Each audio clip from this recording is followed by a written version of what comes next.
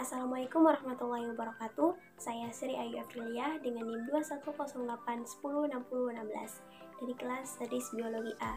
Di sini saya akan menjelaskan mengenai apa sih itu filogeni, tujuan dan manfaatnya kita membuat filogeni itu untuk apa, serta mengetahui bagaimana hubungan kekerabatan antara beberapa spesies hewan mamalia. Filogeni adalah ilmu yang mempelajari hubungan kekerabatan suatu organisme dengan organisme lainnya. Hubungan ini dapat ditentukan berdasarkan morfologi hingga DNA. Selain itu, filogeni juga sangat diperlukan dalam mempelajari proses evolusi dan penyusunan taksonomi. Tujuan filogeni yaitu yang pertama, untuk mengetahui bagaimana sih hubungan kekerabatan suatu organisme dengan organisme lainnya. Yang kedua, untuk mengetahui bagaimana proses evolusi dan penyusunan taksonomi. Dan yang ketiga, untuk mengetahui dan mengungkapkan asal-usul organisme dan sejarah evolusinya. Lalu, apa sih manfaat filogeni? Filogeni ini dapat membantu kita dalam mengidentifikasi spesies. Yang kedua, filogeni dapat membantu kita dalam memahami sejarah dan hubungan evolusi organisme. Yang ketiga, dapat membantu kita dalam menentukan bagaimana penyusunan taksonomi yang tepat. Selanjutnya yaitu istilah-istilah dalam filogeni. Yang pertama, ada sister group. Sister group adalah hubungan suatu organisme satu dengan organisme lainnya yang berhubungan dekat. Yang kedua, ada in-group. In-group ini merupakan kelompok makhluk hidup yang berasal dari nenek moyang yang sama. Dan yang ketiga adalah out-group, yaitu hubungan suatu organisme satu dengan organisme lainnya yang berhubungannya itu jauh.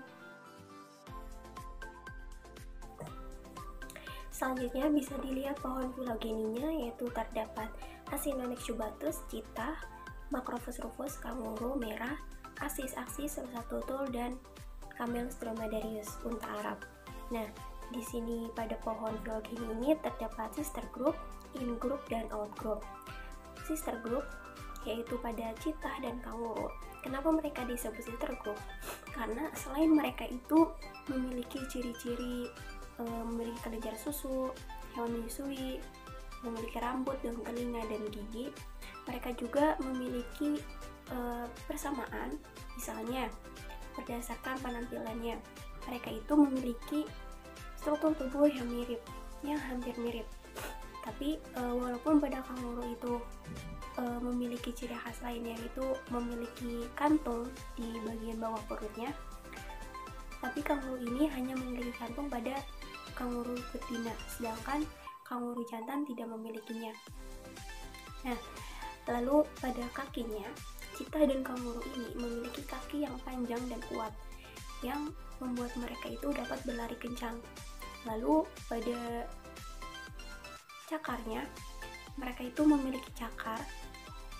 Pada citah, cakar ini digunakan untuk memangsa atau menyobek daging untuk makanannya. Sedangkan pada kanguru ini, cakar itu dimilikinya dari anak kanguru yang masih kecil, yang berfungsi untuk membantunya masuk ke kantung ibunya. Selain itu, berdasarkan habitatnya, citah dan kanguru ini berhabitat di padang rumput dan hutan-hutan. Selain itu, berdasarkan perilaku mereka, kanguru melindungi anaknya itu dengan memasukkannya ke dalam kantungnya. Kanguru akan memasukkan anaknya ke dalam kantungnya, dan menariknya, dalam kantungnya ini mengandung zat antimikroba yang dapat melindunginya dari risiko virus, bakteri, dan parasit lainnya.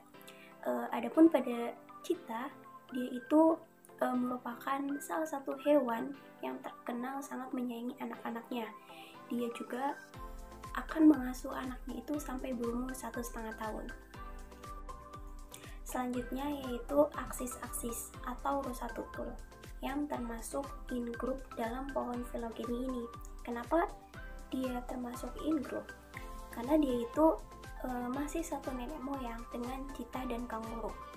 Seperti dia tuh masih memiliki kelenjar susu, memiliki rambut dan daun telinga yang sama dengan cheetah dan kanguru. Tapi terdapat sedikit perbedaan dengan keduanya, yaitu pada rusa dia itu memiliki kaki yang lebih kecil dan pendek daripada cheetah dan kanguru. Selain itu, pada ekornya juga dia memiliki ekor yang lebih kecil daripada cheetah dan kanguru.